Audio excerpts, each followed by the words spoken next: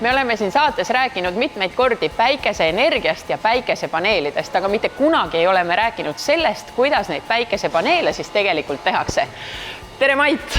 Tervist! Kuidas neid päikesepaneele tehakse? Aga palun võtke istet ja hakkame tegema. No muidugi, töö käigus vist õpib kõige paremini, on ju? Kõige paremini.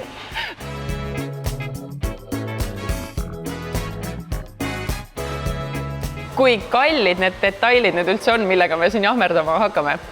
No ära muretse, kui sa nüüd mõne ära lõhud, et me siis päris palgast kingi pidama kohe ei hakka. Jumal tänatud. Et võid rahulikult tunda. Yes. Aga hakkame pihta kõige esimese osaga ja võtame siit ühe klaasi. Ahah, nii. Ehk siis päikesepaneeli komponent number 1 on klaas. Karastatud klaas. Karastatud klaas. No ta on karastatud, kuulid peab kinni, jah? Kuulid. Kuule kingi päris ei pea. Nii, kas see käib nüüd kuidagi? Ma näen, et siin on mingi põnev mingi joon. Võta see sealt alt ära ja pane see laua kõrvale. See on mõõtada jaoks lihtsalt. Nii. Nüüd meil on esimene osa paigas. Nüüd hakkame laduma peale vajalikke komponente, et sellest tekiks voolutootev päikesepaneel. Nüüd tuleb välja lõigata parajad jupid spetsiaalsest liimkilest, mille abil hiljem fotoelemendid klaasile kinnituvad. Lõika saa, mina ei julge isegi torti lõigata, mul käed värisevad kogu aeg. Sul käed värisevad, jah? Meil on tehtud lihtsalt sellised piirid, et siis saab hakkama. Lõika siit lihtsalt soone keskelt kiire käega läbi rohkem. Kiire käega läbi. Oih, kurat. Kui kiire käega ei lõika, siis ta ei lõika. Ma olen jumalast kiire käega. Sa pead kiiresti kätt liigutama. Väga hea. Okei. No natuke seebruline, kes iganes selle päiksepaneeli pärast saab, see on minu süü. Ei ole hullu, see lõigatakse maha hilisemas protsessis.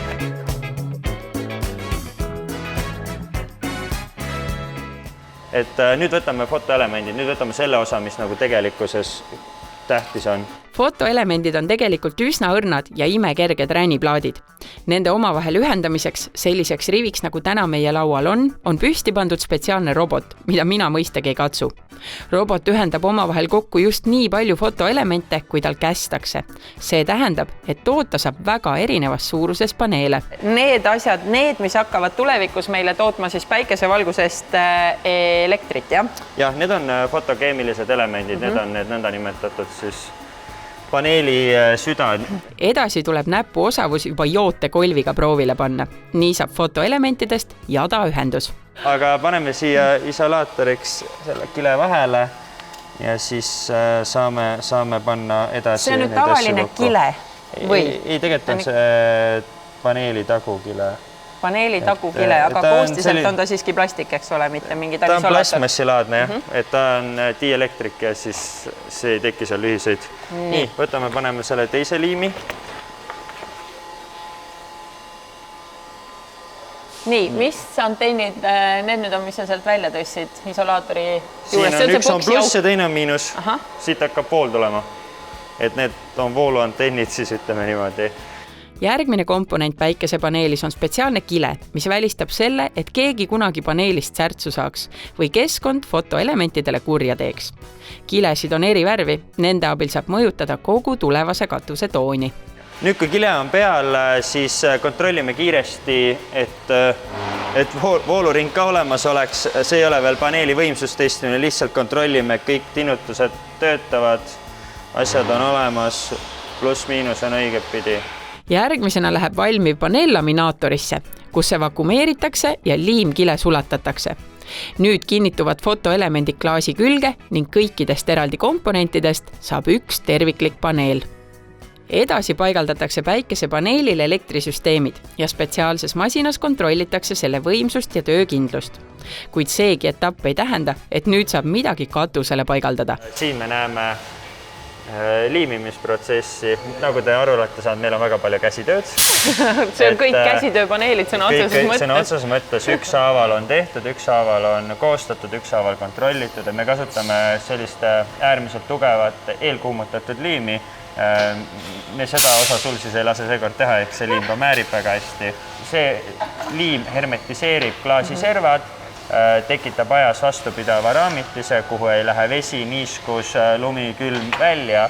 Ja samamoodi on ka elektriline kaitse ehk et see liim on samamoodi dielektrik, et kui kuskilt väike voolulekke peaks laminaadis tekkima, et see siis mööda raami edasi ei lähe. Et lõpptulemusena tegu on elektriseadmega katusel, et ta toodab voolu, et ei tahaks, et keegi katusele läheb ja sealt nagu voolu saab. Kõik süsteemid on eraldi veel maandatud ja samamoodi ühendatud. Nüüd on päikesepaneel lõpuks nii kaugel, et saame ta välja viia ja näidis katusele kinnitada.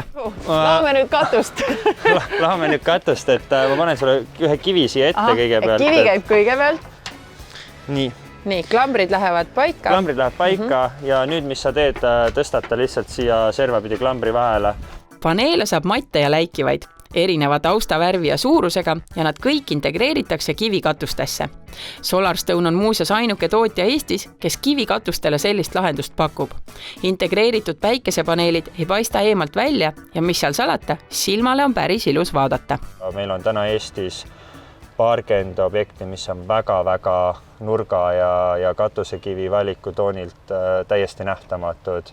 Ja veel väga palju objekte, mis on äärmiselt kena väljanägemisega. Kui ikkagi ta süsteemiks ühendatud on ja ta võrguga paralleelselt toimib, siis päevasel ajal suuremate süsteemidega, siin nüüd on 5-6 kilovatti kuni 10, et päeval võid ikka julgelt pesu pesta, nõudepesumasina tööle panna, sul on ikkagi sel hetkel täiesti tasuta elekter oma päikesekatusest, et see on nagu väga okei. Kui nüüd see kõik on mu katusel paigas ja vooluühendus on loodud, siis kuidas saab sellest päikeseenergiast nüüd see energia, mis minu veekeedukannu tööle paneb?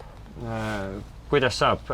Voolumuuntur muudab voolu sinu koduelektrisüsteemile sobivaks, ehk et alalüsvoolust saab vahelduv vool ja nii lihtne see ongi. Kas iga inimene saab seda nüüd kodus ise teha või on sul tegelikult elektrileviga ka vaja mingeid asju ajada?